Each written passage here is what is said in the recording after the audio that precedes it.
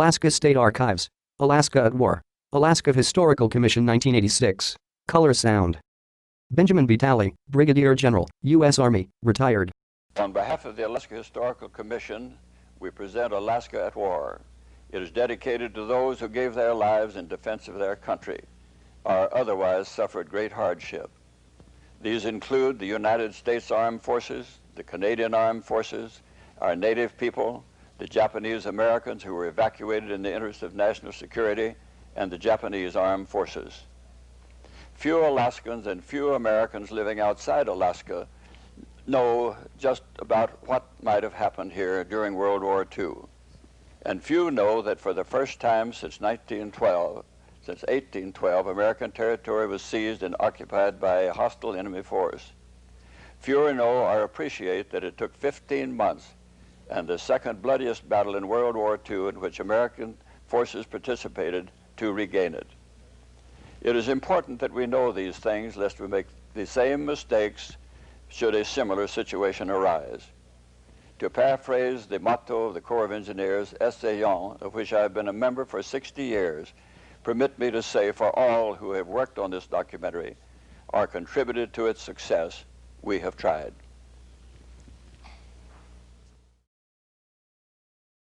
Text, Aurora Films and the Alaska Historical Commission present a film by Lawrence Golden.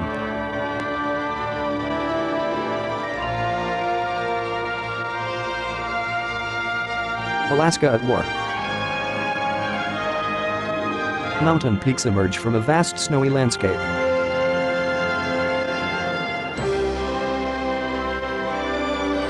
Ice breaks off of a glacier.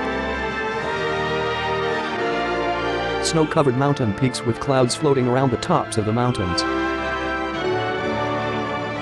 A river winds through a valley at sunset.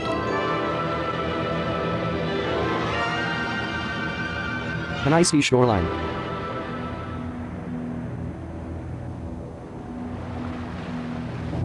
War airplanes flying over Alaska. Okay, shall we give it to him? Crew inside plane.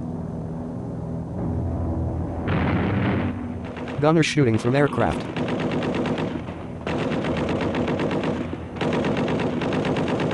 Bomb bay doors open. Doors on bottom of plane opening. 6 degrees right on course. Bombs fall downward. On the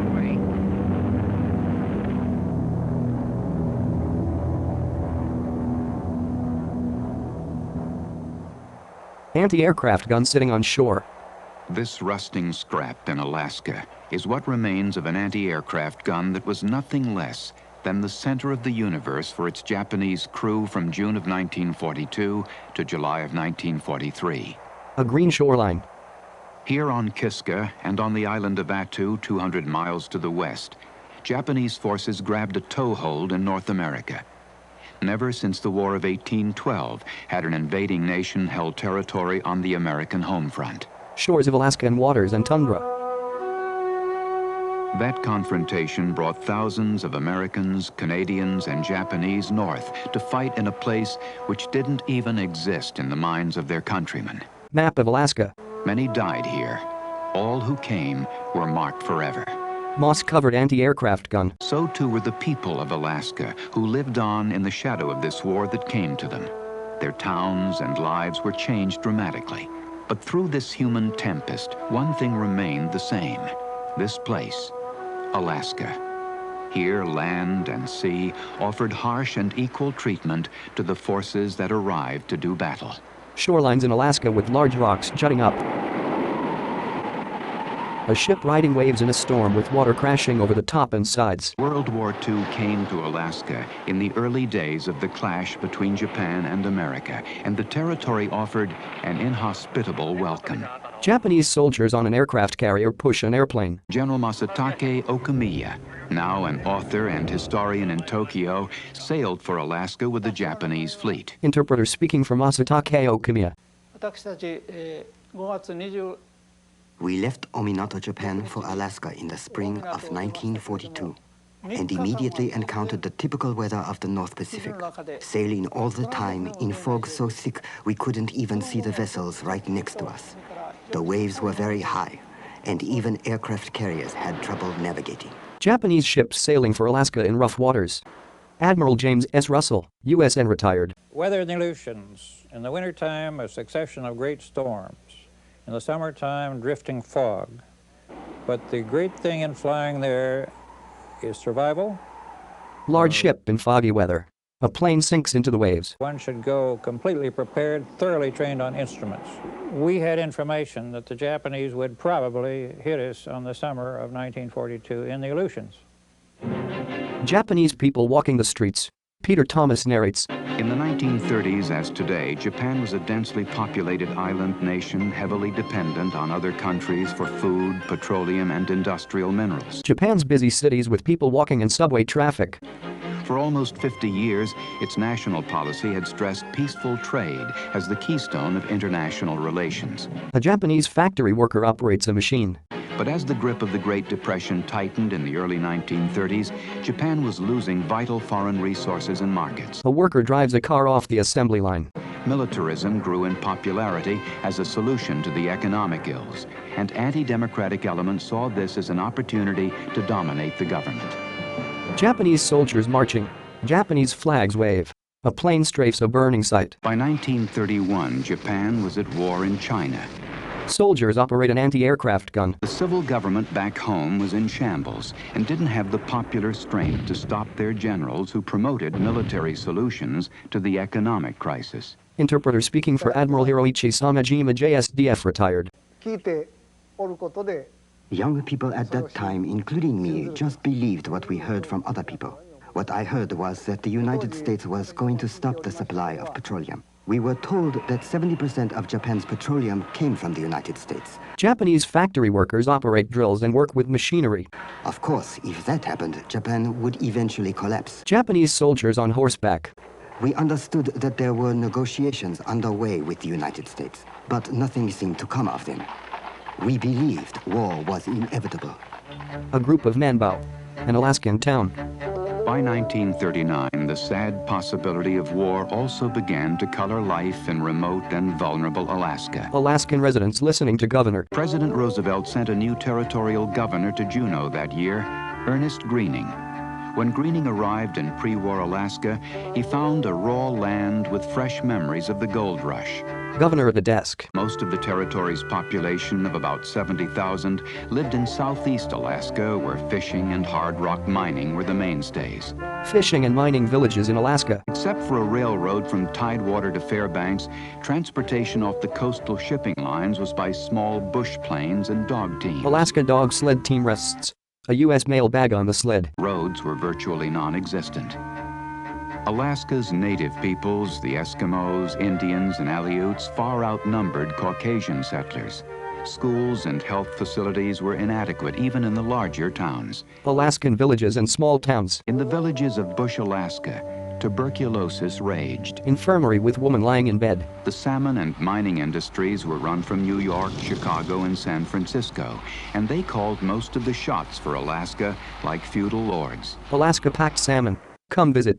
More canned salmon packed in Ketchikan than any other city in the world. Fish flop into nets. Workers in a canning factory. President Roosevelt knew Greening as a man of proven intellect, integrity, and pioneer optimism. He was what the neglected territory needed, especially with the war approaching. Greening points to a map of Alaska as other men look on. Greening was an unlikely champion for a military buildup, a medical doctor and a distinguished journalist who had campaigned against U.S. gunboat diplomacy in Latin America. But in 1939, with growing uncertainty in Japan, and Alaska with only about 500 military personnel, Greening and other Alaskans pushed for more arms.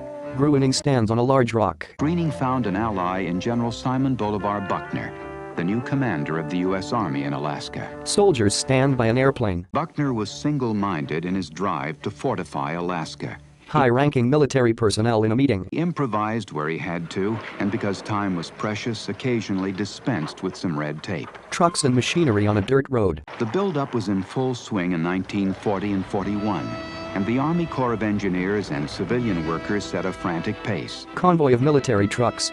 Military officers talking with civilians. Captain Benjamin B. Talley arrived to oversee all military construction in Alaska. He and Buckner cut peacetime construction schedules in half. Large plant. They built Elmendorf Airfield near Anchorage in 1 year instead of 2. Thousands of engineers, soldiers, and workers streamed north, and the simple fact of their migration brought astonishing changes to the primitive territory. Soldiers on a large ship and trains. John Hellenthal, attorney. In 1940, when they determined to build a base at Elmendorf, there was a terrific influx of people, both outsiders and Alaskans. Housing being built. People slept in shifts. They couldn't get housing or a place to stay. The hotels were always crowded. So even residents rented out rooms in their homes in shifts. 8 hours for one fellow, 8 hours for another, and 8 hours for someone else. Some of the fortunes we have in Anchorage today were predicated on the fact that people had cash during the war years and afterwards and invested it in land, and then, of course, later reaped enormous profits. Men working on docks. Robert Atwood, newspaper publisher. Well, when we learned that the Army had selected Anchorage for headquarters, we were delighted not only for the economic boost that was coming, but first of all, the defense. There would be some defense of Alaska instead of leaving us totally exposed with no defense. Men working on docks with heavy machinery. We knew we were going to have all sorts of things happen. You can't defend the wilderness. You have to have roads, you have to have communications, you have to have all the things that we had sat here wishing that Alaska had, so you'd open it up and people could use it. Waterways and small land masses in Alaska. Fear of war also brought momentous change to Alaska's coastal villages. Large pieces of pipe on the coast. American engineers built artillery emplacements and major Navy bases at Sitka, Dutch Harbor, and here on the beautiful island called Kodiak. Military emplacements. Hank Eaton remembers the coming of the American forces. Well, Kodiak was just kind of a sleepy little fishing village prior to the war. Small fishing village on Kodiak. Fishing was the primary source of income for most of the men here. And then in the off seasons, they dug their gardens and chopped their wood and took care of the cows and this sort of thing. Made them self-sufficient, more or less. Village animals and houses. We weren't used to that high-pressure type of living. You had to get up at a certain time. The men that went to the base for jobs had to learn to use the clock, which they didn't before. You know, times went by seasons before, not by hours. So, yeah, the pace picked up. Everything changed. Interpreter speaking for Zenji Abe. And for young Zenji Abe in Japan, the pace of change was fierce too. He went from teenager to bomber pilot in fairly short order. Japanese soldiers. We were totally ignorant about the Americans at the beginning. I don't know how our authorities made their calculations about the strength of the Americans, but the comparative strength, I know now, was about 70-1 against Japan. Large military boats and planes on aircraft carriers. But there I was, the youngest pilot at Pearl Harbor. It was my first combat, and I was very frightened. Electricity ran down my spine. Planes taking off from an aircraft carrier. The Japanese strategist who sent Zenji Abe and his fellows against the Americans knew they could not win a long war against the industrial might and vast natural resources of the United States. So Japan's entire military approach was designed around quick, decisive strikes. Multiple planes flying together in formation. Japan wanted control of Asia and the Western Pacific without interference from the Americans. Planes diving. Their plan to neutralize the Americans was to wipe out the U.S. Pacific Fleet beginning at Pearl Harbor. Planes dropping bombs. The Japanese viewed America as decadent, isolationist, and not willing to go to war. A ship sinking. The Americans viewed Japan as a belligerent, treacherous nation. After Pearl Harbor, a similar attack on Alaska seemed likely to many. A solitary soldier stands guard. Planes fly overhead. Planes poured into Elmendorf Field, which was ready thanks to the stepped-up construction schedule. In Anchorage, false alarms sounded often. Solitary soldier stands by heavy artillery. The alerts were quite frequent at first. John Dillingful, attorney. For example, most of them were prompted, in fact, I think almost all of them were prompted by drifting logs in the inlet, considered to be possible submarines, or by whales in the springtime, when the whales would come up and people would report them as submarines again.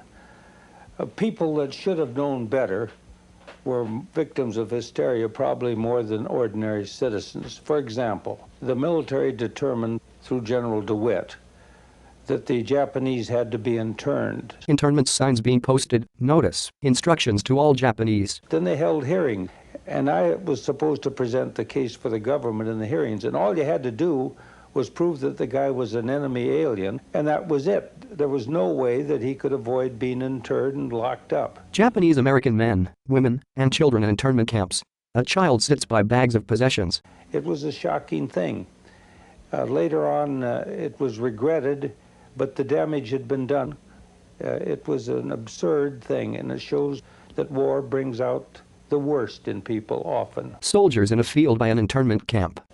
The military, General DeWitt again, wanted to put Alaska under martial law, but thank goodness we had General Buckner up here in charge, and he liked Alaska. He talked DeWitt out of it. It was one of the best things that ever happened, because there was absolutely no need for martial law at any time during the war, and history has proved that. Alaskans running with their boat sled on the snow behind a dog sled. The fear of a Japanese attack on Alaska spread to the distant Arctic coastal frontier too. There, the people of the ancient Eskimo bands would have had no means at all to resist a Japanese landing. Native Alaskans rowing their boat around small floating chunks of ice. Many Eskimos didn't even realize they were American citizens at the time. Native Alaskans hunting from their boat. Greening and Buckner realized, though, that the Eskimos were perfectly suited to patrol the desolate coast and sound early warning. So Buckner sent Major Marvin Marston to the Bering Sea coast to enlist and train Eskimos as members of the Alaska Territorial Guard. Dog sled transporting Major Marvin Marston. Traveling by dog sled in the dead of the winter after Pearl Harbor, Marston told the Eskimos their country needed them. Native Alaskans line up for talk with Marston. If they needed to know what country, he told them, and nearly 100% of the eligible men enrolled. Marston and Greening used the recruiting trips to encourage the Eskimos to exercise their rights of citizenship, to petition their government, to vote and run for office. In short, to become citizens of the democracy. Native Alaskans pledging to help their country. Snow-capped mountains with cloud formations covering the peaks.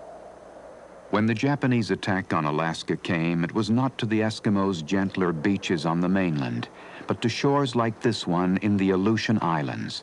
There are few sites suitable for harbors out here, so both invasion and defense were immensely complicated. But it was here the Americans continued their drive to fortify. Harbor in the Aleutian Islands. In March 1941, the Corps of Engineers built an airfield on Umnak. To keep it secret, they planned an elaborate deception. General B.B. Talley, USA retired. We were right in the midst of the season when the air was just bursting with sounds for the fishermen getting ready to open the canneries and everything. So what was more logical than to pick a fictitious name, the Blair Packing Company, I believe it was, and that is the thing that we referred to in all of our radio messages and in all of our correspondence, and we did it so effectively that the Japanese, when they made their attack, didn't even know of its existence. Small equipment driving over makeshift road. The terrain on Umnak was a combination of soggy, grass-covered volcanic ash and sand, and it couldn't be paved. A steam shovel. But you could not depend upon landing. In fact, you couldn't have landed on it under snow conditions and under rainy weather and that sort of thing. We had to have a field that was good 24 hours a day the year round. Workers maintaining landing field. So for the first time under field conditions, the Americans used an interlocking system of perforated steel sheeting called Marsden matting. Talley's Navy counterparts bet him a case of French champagne the Corps of Engineers couldn't build the Umnak airfield in 2 months, but they worked around the clock, and after the site was graded and treated, they laid 80,000 pieces of Marsden matting to finish before the 60-day deadline. Workers putting together iron mesh planks for airstrip. On April 1st, 1942, American planes could land at Umnak. Planes land on Mesh airstrip. That night I sent a radio to Commodore Parker, who was in charge of the naval operations at Kodiak, and I said, make mine Moe. A large ship with soldiers looking out from the decks. The attack for which the Americans were preparing was set by their enemy for June 3rd, 1942. The Japanese raid on Dutch Harbor was part of a larger plan to finish off the U.S. Pacific Fleet at Midway. Interpreter speaking for Lieutenant General Masatake Okamiya, JSDF, retired. We sent 4 of our large aircraft carriers to Midway, and 2 small carriers were sent to the Aleutians as part of the same plan. We hoped that a diversionary attack on the Aleutians would draw part of the American fleet in that direction. Then our main force would destroy their fleet and take Midway. Animated map showing attack on the Aleutians drawing Americans away from Midway, then Japanese attack. In the Aleutians, we planned to attack Dutch Harbor, then occupy Attu and Kiska. We wanted air bases in the Aleutians and on Midway, so we could intercept any American airplanes trying to attack Japan. The main Japanese force stood ready near Midway under the command of Admiral Isoroku Yamamoto, one of the great geniuses of naval warfare. Japanese warship sailing near Alaskan waters. His plan was sound, his fleet superior in numbers. But Yamamoto did not know that the Americans had broken one of his radio codes. Admiral Chester Nimitz would keep America's main strength at Midway, and Yamamoto's feint in the Aleutians would be wasted. Nonetheless, the Japanese Northern Fleet sailed on to attack Alaska. Concealed within a typically nasty Aleutian weather front, the Japanese light carriers Ryujo and Junyo sailed to a point 180 miles from Dutch Harbor and prepared to launch their planes. Japanese ship sails in stormy weather to hide its approach. The Americans in the Aleutians had received advance warning, and they were out looking for the Japanese force. Navy patrol planes flew long missions over the stormy seas. Navy patrol planes flying and searching for Japanese ships. Air Force bomber crews led by Colonel William Erickson were standing by to attack the Japanese if the patrol planes could find them. When we found where the fleet was, he took off, disappeared in the fog, and only one of his whole squadron made contact with the enemy. They all got lost in the fog. Admiral James S. Russell, USN, retired. And when coming back, they landed at Umnak. Interpreter speaking for Colonel Zenjiabe, JSDF, retired. On the first day, we were given orders to attack Dutch Harbor, and I took off with 2 squadrons of dive bombers. The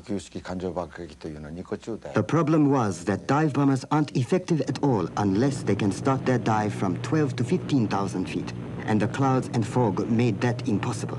We were unsuccessful, therefore, and returned to the carrier. Japanese fighter planes flying in formation. There, we learned that bombers from the other carrier, bombers that can attack in level flight, had been successful. On the second day, when our commander gave us our orders to attack, he purposely mentioned that the bombers from the other carrier had gotten through, and therefore we dive bombers must attack.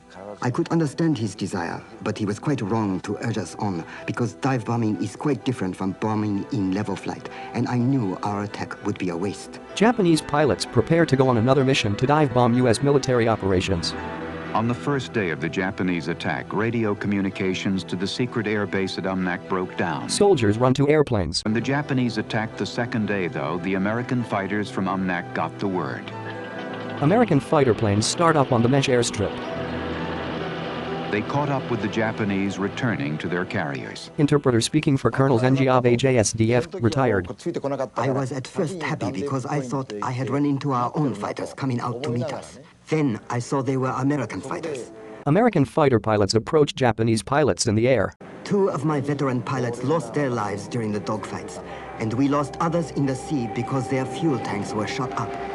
They crashed, shouting "Banzai" to the Emperor over their radios. Japanese fighter pilots crash into the ocean. Returning to our carriers, there was no time for celebration of our attack on the Americans, because as the squadron leader, I had to write letters of sympathy to the families of my lost comrades. Japanese soldiers standing on the deck of the aircraft carrier. The Americans on the ground also lost comrades at Dutch Harbor, 25 of them. But though Japanese bombs set fires blazing, only some gas tanks, several buildings, and an old transport ship were damaged. Fires in old buildings continued to burn and smoke billows out of them. Vern Robinson, former Deputy U.S. Marshal. At 6 o'clock in the morning, there was a lot of gunfire and bombs exploding and one heck of a lot of noise. There was a fire over at Fort Mears. There were 3 columns of smoke going up in the air.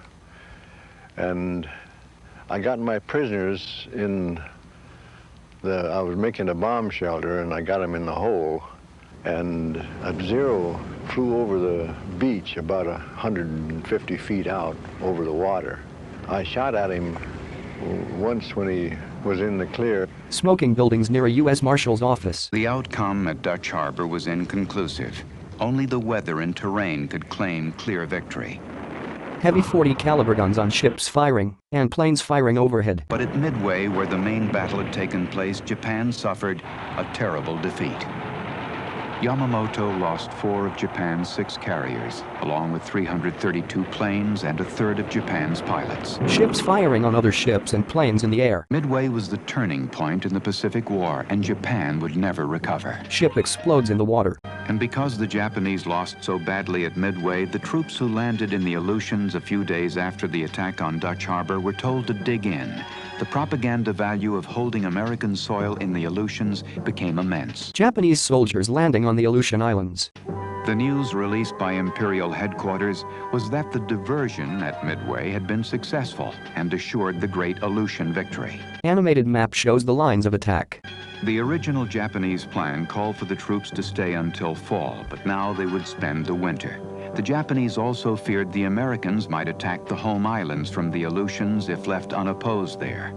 Japanese soldiers fly the Japanese flag. Word of the Dutch Harbor attack spread through Alaska. Now the Japanese really were here, and how far they would move inland was a matter of grave speculation. As it turned out, the Japanese had no plans to occupy more territory. But on Kodiak and in other coastal towns, the military prepared civilians for invasion. Soldiers and civilians on Kodiak. Hank Eaton, Kodiak, Alaska.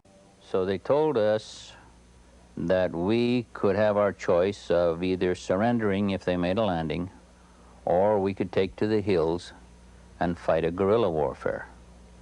And the decision was entirely up to us.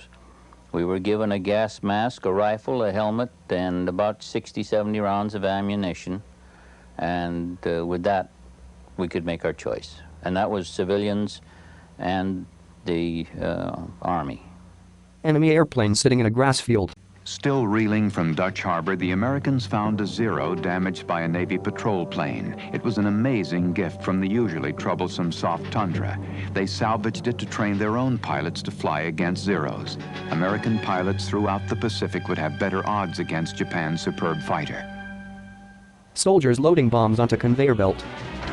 Some have suggested that the Americans should have simply ignored the Japanese on Kiska and Attu and let them try to survive hundreds of miles from home under some of the most hostile conditions in the world. But on June 11, 1942, the day after the Japanese were discovered on Kiska, the instinctive reaction of the Americans was to strike back. Pilot getting into his plane.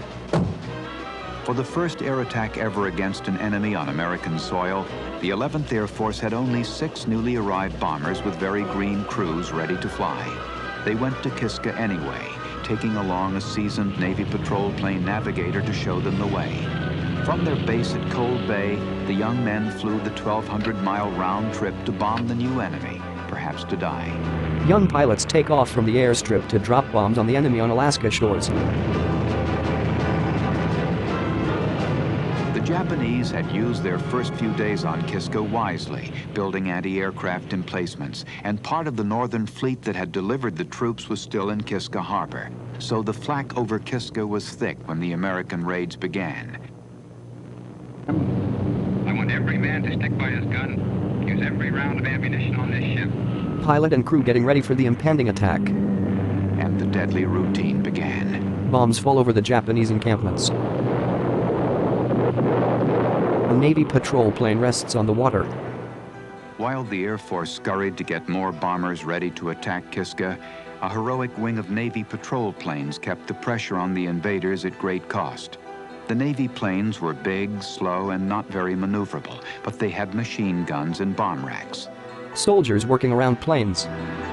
Flying from bays nearer Kiska and supplied by seaplane tenders, they attacked using modified dive bombing techniques that pushed the planes to their limits.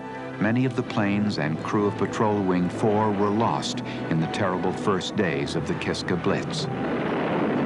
Naval pilots patrolling the area protecting U.S. fighter pilots. Ships firing on the planes. When the heavy bombers of the 11th Air Force were ready to strike with strength, the Americans frantically but methodically rained tons of bombs on the Japanese. Multiple bombers flying towards Japanese soldiers on land. Erickson and his crews flew mission after mission, often with little or no sleep. Pilot looking around the skies as he flies. Admiral James S. Russell, USN, retired. Eric with his dog Scooch and his wonderful squadron and his morale, and he was a fantastic fellow. Eric was a fighter primarily, and he didn't give a damn about much else. Soldiers riding to Tojo via Kiska on a bomb. His idea was closing with the enemy and getting at him.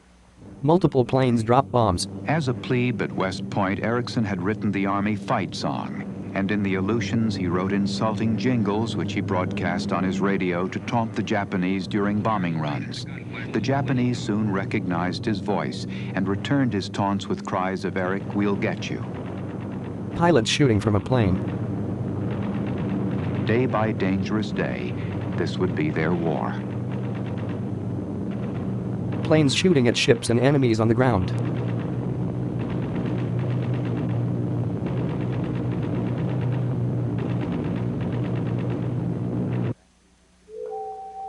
And on Kiska and Attu, between bombing raids, the Japanese settled into something resembling routine life. They worked on their fortifications around the clock, building an extensive network of tunnels and bomb shelters.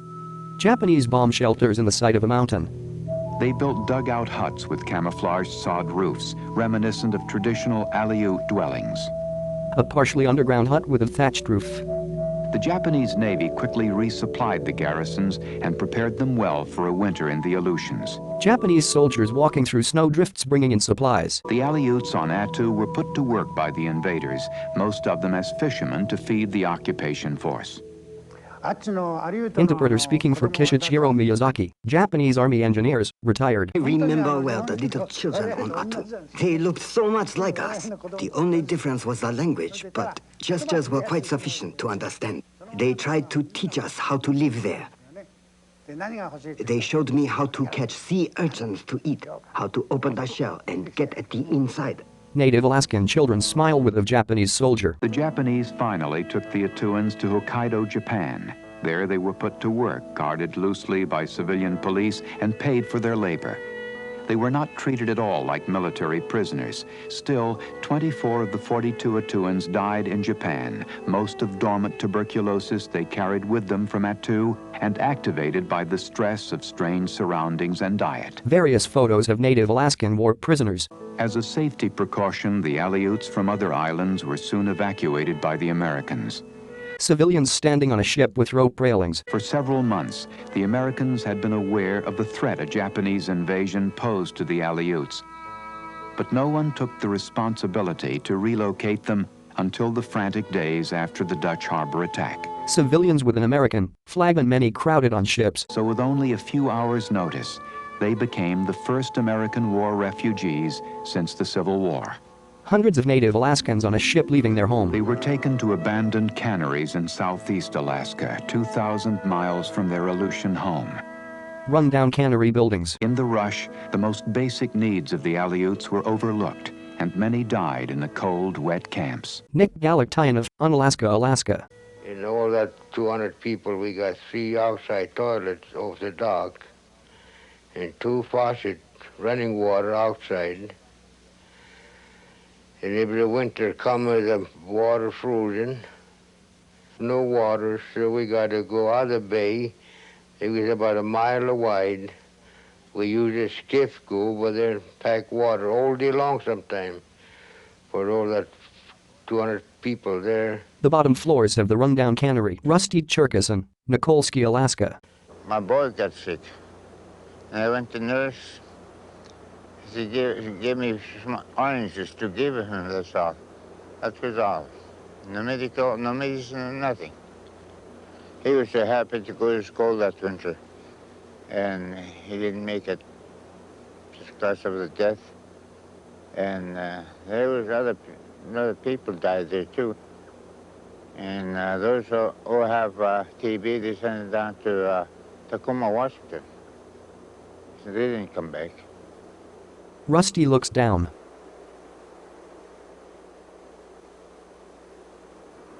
Everywhere in the territory, the war was a watershed that would forever differentiate old Alaska from new Alaska. Large ships coming into harbors. Hard rock gold mining, for instance, along the mainstay of Juneau, shut down during the war and never regained prominence.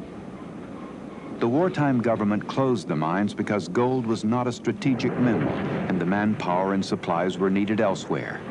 Mining trains and workers. Some of that manpower and energy went into performing nothing less than a logistical miracle in Alaska, the fruits of which would later transform the primitive territory forever. Heavy equipment operations on the docks. The number of road, port, airfield, and other projects underway at once remains astonishing, even by modern standards. By the end of 1943, the Army Corps of Engineers would be spending $1 million a day in Alaska. Steel mesh laid. Building and maintaining supply lines to Alaska was first in the minds of the American defenders. A crane lifts a large military truck off a ship. And fearing the Japanese submarines might attack northbound ships, the Americans' Canadian allies flew anti-submarine patrols over the Gulf of Alaska. Patrol planes flying over the Gulf of Alaska. But though the Japanese submarine offensive never materialized, Greening, Buckner, and others pushed hard for a long-awaited highway connection to mainland America. The Americans and Canadians began building the Alcan Highway in March 1942. Building supplies delivered on horseback. Heavy equipment and trucks arrive. In just 8 months, 10,000 men cut 1,645 miles of pioneer road. Men logging off areas to build a road. The Alcan cost $138 million and was built through the northern wilderness under conditions that included truly frightening infestations of mosquitoes in summer and minus 60-degree temperatures in winter. Men working with hammers and picks on a road gang. The harbors, roads, and airfields weren't used just for bringing people and supplies into Alaska. Map shows the route to the Soviet Union. New routes through the territory were a back door for supplying ships and planes to the Soviet Union for the Allied war in Europe. Large ships moving around each other. Here at Cold Bay, at the eastern tip of the Aleutians, ships and supplies were delivered to the Soviets as part of the Lend-Lease program to keep them supplied to fight Germany. Provisions delivered to the Soviet Union. Soldiers sitting in the .40 caliber gun turrets. Soldiers standing on deck of the ship. And the Soviets also needed planes for the brutal air war with Hitler's Luftwaffe.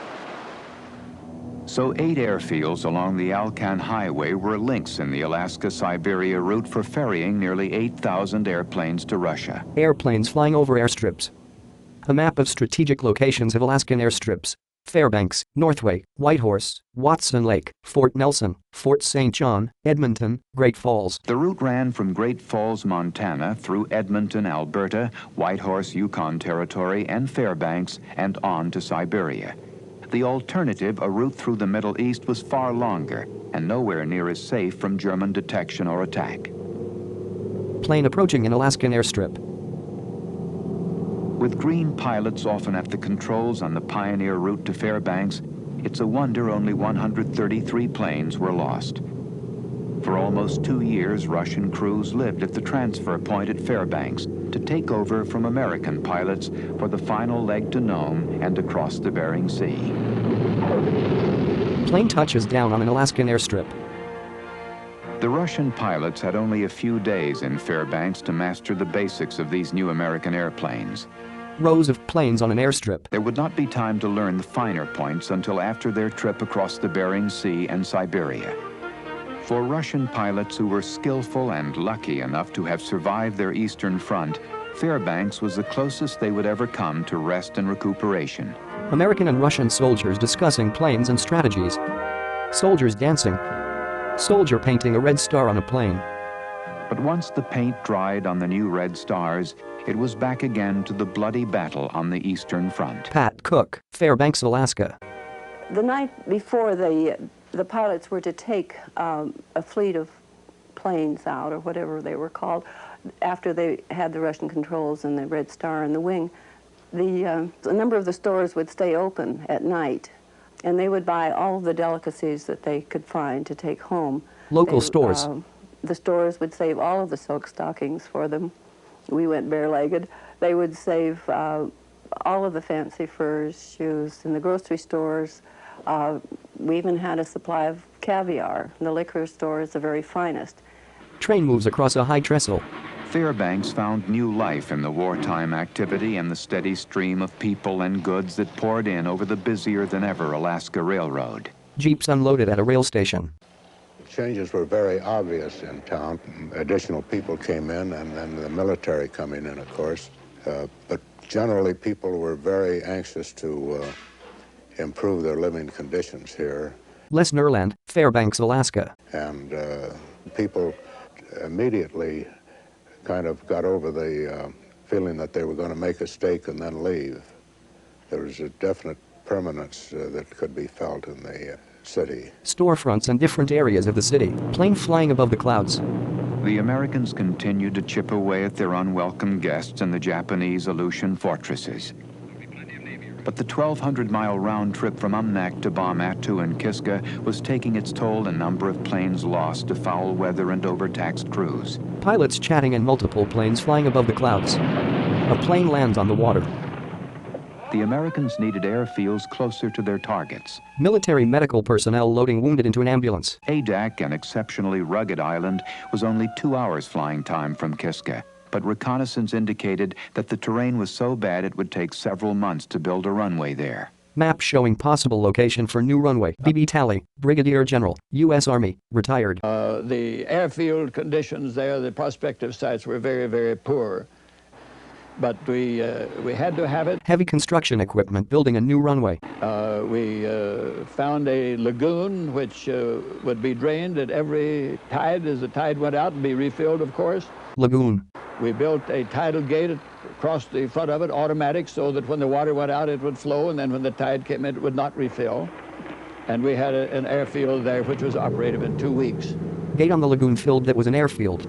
The Americans were master builders. While they succeeded with ingenuity, skill, and a mighty transportation force, the Japanese staggered under the demands of far-flung operations and inadequate equipment. Interpreter speaking for Kishichiro Miyazaki, Japanese Army engineers, retired. In November, it was decided that an airstrip be built on the northern side of Kiska Bay. We were engaged in the airport construction, which was very simple, because all we had were picks, shovels, and pushcarts.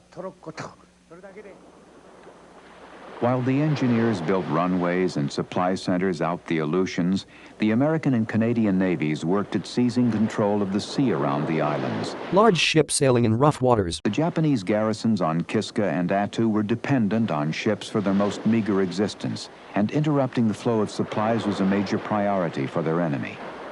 Large ship reaching land in Alaska. American submarines, old World War I S-boats, patrolled Aleutian waters from a base at Dutch Harbor.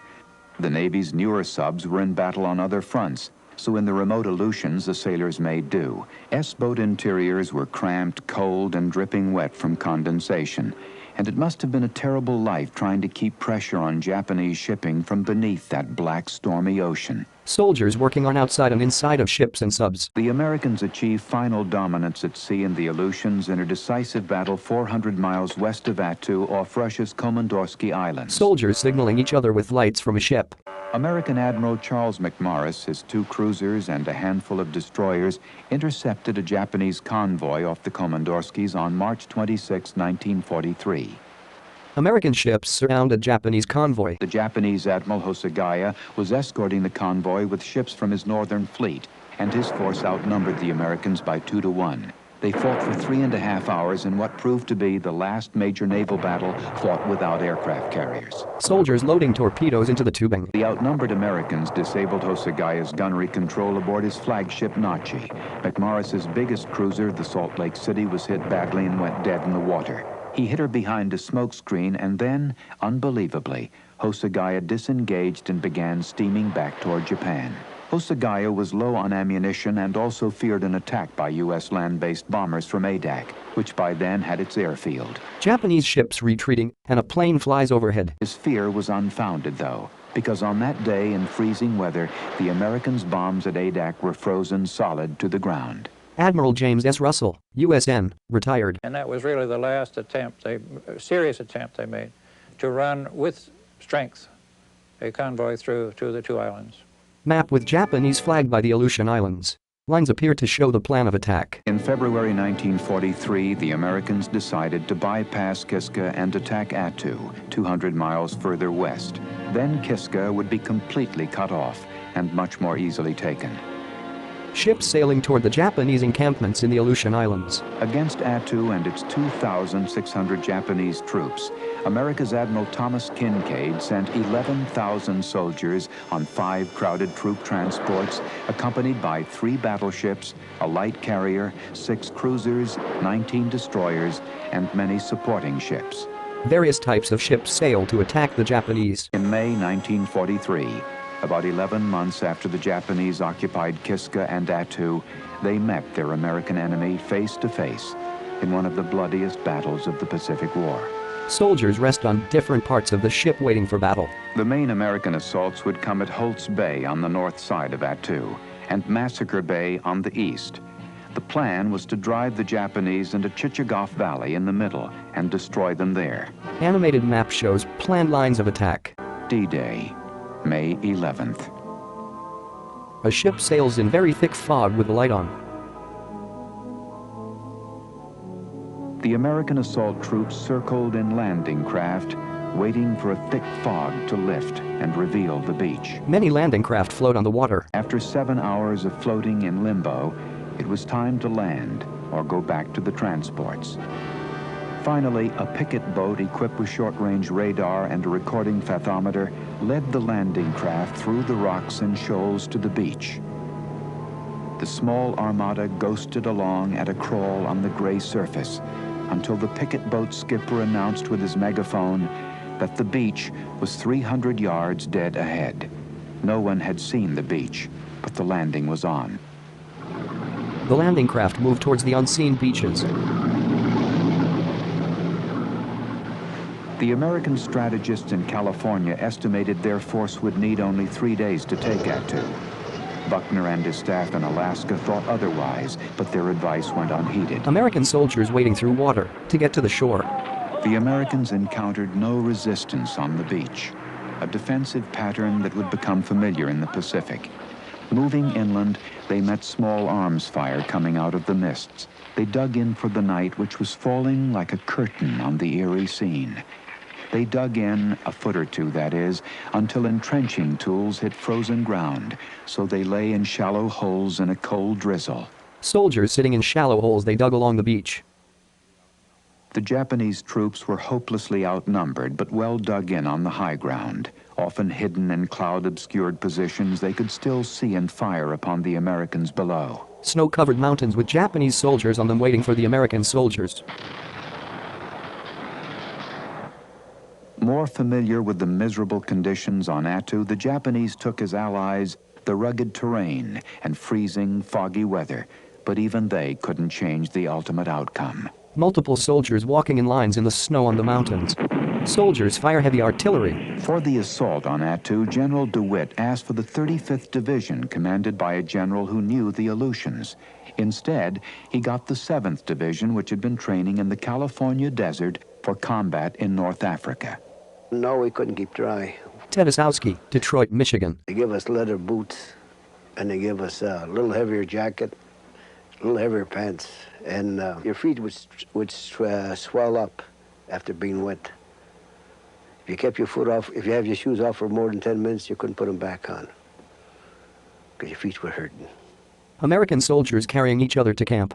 The Americans lost more men to swollen feet, frostbite, and the terrain than to the Japanese. The Japanese had calculated the ranges to all the key passes the Americans would have to move through. Tedesowski, Detroit, Michigan. As we climbed up the hills, they seemed to be one step ahead of us all the time. Every time you took an inch, you draw fire.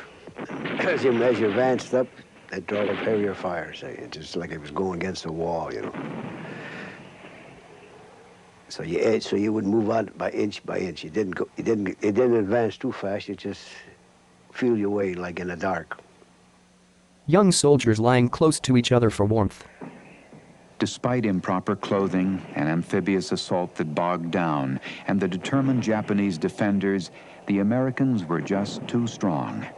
After 9 days of fighting, the Japanese were clearly losing. American soldiers on the battlefield. The Japanese on Attu reported their grim situation to their headquarters at home. Soldiers climbing single file up a snowy mountain. On May 20th, Colonel Yamazaki, the commander of Japanese forces on Attu, sent this message. The enemy Air Force bombed and strafed while the naval guns shelled our troops, which sustained heavy casualties. Various pictures of the mountainous terrain. None of the officers and soldiers were at any time discouraged or demoralized.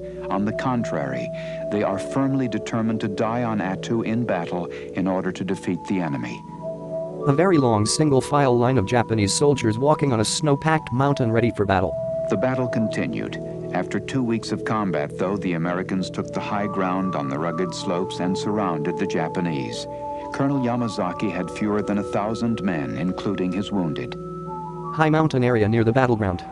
Forced to withdraw into Chichikov Valley, the Japanese had only one hope, and a slim one at that. A daring charge through here, the Americans' weakest point on the valley floor. Yamazaki hoped speed and momentum would surprise the Americans and allow him to break through. The green tundra leading to the American troops. From there, Yamazaki could race that way through Clevisy Pass. Then he'd storm down to the beach where the Americans had stores of ammunition and food. The plan was desperate at best.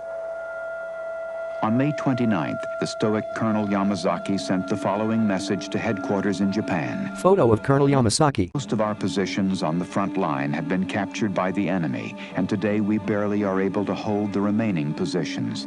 The withdrawn force will attack the enemy and will display the true glory of the Imperial Army in carrying out the final attack. Photo of the foggy mountain fading into the green tundra. Yamazaki then ordered his code books and wireless sets destroyed, so he never received the reply. We received reports of your resolute determination and fine morale and were filled with deep gratitude. We wish you calm sleep as the pillar of the northern defense. Mountain scenery. In the early hours of morning, under cover of darkness and fog, the Japanese made their charge. They scattered the first group of Americans they encountered. It looked as if they might make it until they came to a hill overlooking the pass to the beach, on top of which was the American engineer encampment, commanded by Major James Bush. They repeatedly charged the Americans' commanding position on high ground and were beaten back time and again by the heroic engineers until reinforcements arrived. Colonel Yamazaki was killed, sword in hand, during a final charge. Soldiers wandering battlefield among the slain soldiers from America and Japan. With no hope of victory or escape, the scattered remnants of the Japanese force took their own lives. Hundreds of dead bodies litter the area. All but 29 of the 2,600 Japanese on the island died. Of the 11,000 Americans who fought there, 549 died, and 1,148 were wounded. American soldier with rifle on tripod. Photo of surviving Japanese soldiers. Kiska was alone now, the Americans near victory in the Aleutians. The 5,400 Japanese on Kiska had listened to the radio reports of the annihilation of the Attu garrison by obviously superior forces. Their time was near. They prepared for death. Toru Kobayashi was a chief quartermaster on Kiska. Interpreter speaks for Toru Kobayashi, quartermaster. At that time, most of the Japanese thought it was a sacred mission to sacrifice your life for the country. But being newly married, it was a great dilemma for me, since my first son was born in January 1943. I was very glad about that, but I was worried also because I had not seen him and our situation on Kiska was becoming worse. About this time, we heard of the mass suicide on Attu. My diary shows a little song I wrote. All through the day, I am thinking of how to die. But then, isn't it pitiful to be thinking of the easiest way out? All hopes are gone, since the gods have abandoned Kiska. Toru Kobayashi reads the lyrics of his song from a paper. A ship sails in fairly calm waters. The middle of June, the Japanese had laid plans for an evacuation by ship, but they needed luck to elude the dense American sea patrols. Large patrol ship on the ocean. Then, on July 26th, part of the American fleet blockading Kiska gave chase after radar signals they believed could be a Japanese evacuation convoy. Soldiers watched the radar screen. Because of darkness and dense fog, the Americans never made visual contact, though they fired dozens of salvos and burned up tons of fuel firing at the radar targets. Heavy artillery. No wreckage was found, and there is no Japanese record of their ships in the area. Most experts attribute the false signals to atmospheric conditions and limitations of radar in 1942. Flashes of storms. The American ships had to steam out of their patrol area to replenish their fuel and ammunition. While they were gone, the Japanese evacuation fleet, which had been hidden in rain and fog 400 miles away, steamed through to Kiska. Interpreter speaking for Kishichiro Miyazaki. Japanese Army engineers, retired. Japanese evacuation fleet escapes. We were just about desperate when at about 8 in the morning on July 29th, we were told that ships were approaching the bay. Japanese soldiers waiting on shore. We had gone to the beach many times before then and not been saved. But this time, in the very thick fog, we saw ships approaching. They looked like phantoms. I looked around myself and saw that everybody's faces were flushed from joy and excitement. We all spontaneously shouted, "Banzai!" Kishichiro raises his hands. The survivors of the last garrison on Kiska still embrace the spirits of their comrades who died supplying the island and defending Attu. Interpreter speaking for Toru Kobayashi, quartermaster, Tokyo, Japan. I believe it was the intervention of these 3,000 souls, as well as the souls of those who died on Attu. They saw to it that we escaped the island. We are very thankful. Japanese soldiers crowd onto rescue ships. Wreckage of a plane sits in a hangar. After the Japanese fled Kiska, the war continued relentlessly in the Aleutians. The Americans bombed the island for nearly 3 weeks after the evacuation, unable to verify that the island was uninhabited. Leftover remnants of the Japanese encampments. The apparent lack of activity on Kiska might be another Japanese ploy. Word of the tenacious defense of Attu had spread through Alaska, and the invading force was taking no chances. American soldiers sit in dugout holes in the tundra with large guns at the ready. Nearly 3 weeks after the Japanese left, 33,000 American and Canadian troops made a tense amphibious assault. Canadians were the first to land. Canadians load into a small landing craft. The landings were unopposed, of course.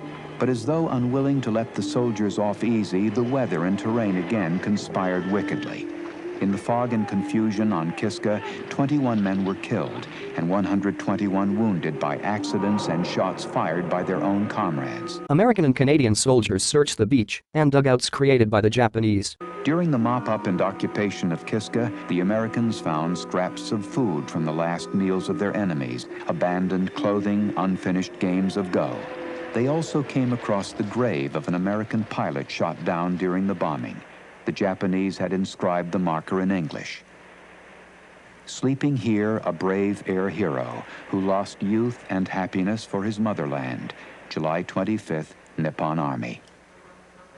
Though some of the Alaskan commanders, Buckner most notably, urged an invasion of Japan via the Aleutians, by late 1943, the Americans had decided against the plan because of the now well-known Aleutian conditions. Instead, the Americans used the islands for bombing raids against the Kurile Islands on the northern perimeter of Japan.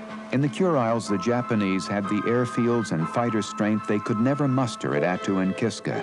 So the Air Force and Navy bomber crews paid dearly on their raids. Various photos of fighter pilots and ships near the Japanese coast. But they kept Japan harassed on the northern frontier and kept more Japanese soldiers and supplies out of the main war in the Central Pacific, where Japan's war-making machine was losing ground. Airplane flies over buildings at a Japanese base. For the rest of the war in the Aleutians, the old enemy, the weather, still fought fiercely. And the tedium of the remote outpost without the urgency of battle was unbearable. The men in the Aleutians became part of a forgotten war. Soldier stumbles in the strong snowy wind. No one heard of their sacrifices or their personal victories of courage or simple survival. planes and jeep on the airstrip. Few heard about the Aleuts who returned after the war to find their homes in ruins, or the Aleuts who never saw their homes again. Native Alaskans sailing on a ship towards their former homes. And few knew about Alaska's other native peoples for whom the war so greatly accelerated the change from one way of life to another, an ambivalent journey even today. Few heard that General Simon Bolivar Buckner never returned to live in Alaska as he intended. He was killed in the closing hours of battle at Okinawa. Pictures of General Simon Buckner. Few heard that Colonel William Erickson never made general, in spite of his heroic fight. Pictures of Colonel William Erickson. He was just too outspoken for his superiors. He died in 1966. Few know that survivors and relatives of the Japanese invasion of Alaska returned to the Aleutians every few years to honor the fallen from both sides. Japanese soldiers who survived the battle in the Aleutian Islands. Some people heard of Ernest Greening. After statehood in 1959, Alaskans made him a U.S. Senator. In the Senate, he fought for human rights and against the Vietnam War. He died in 1976. Photos of Ernest Gruening. And today, most people have heard of Anchorage and the oil boom that fired its recent growth. Photos of Anchorage. Not many realize that the sad and desperate years of war built so many of Alaska's roads, harbors, and airports, pulled Alaska from obscurity to national attention, and changed every town and every person. High in the Alaskan mountains covered in snow with just the very peaks showing bare rock. And Alaska, the land, the sea, after all the turmoil, this Alaska remains unchanged. The shorelines of Alaskan waters with green tundra. Remnants of military weapons sit on a field near pale yellow wildflowers.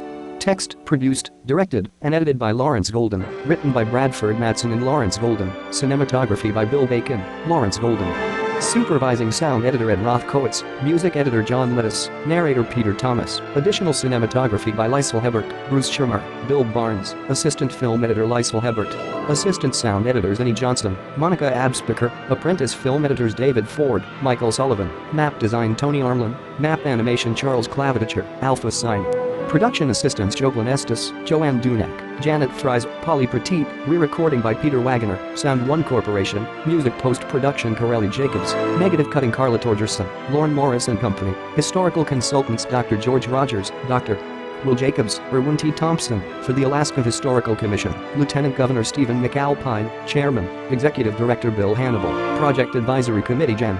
B.B. Talley, USA retired, Robert Atwood, John Clough, Willard Dunham, Jake Listenkoff, Lillian McGarvey, Admiral James S. Russell, USN, retired, Philemon Tutayakov, archival films courtesy of NBC Video News Archives, National Archives, Anchorage Historical and Fine Arts Museum, U.S. Army, U.S. Navy, U.S. Air Force, University of Alaska Fairbanks, Army Corps of Engineers, Alaska Air Command, historical photographs courtesy of Alaska State Historical Library, National Archives, Anchorage Historical and Fine Arts Museum, U.S. Army, U.S. Navy, U.S. Air Force, Kodiak Museum, University of Alaska Fairbanks, Army Corps of Engineers, Gruening Family, Public Archives of Canada, Claricapur Collection, Maru Magazine, Kira Sugiyama, Kiskov Suko made possible by funds from the state of Alaska. Additional support from major contributors, Jen.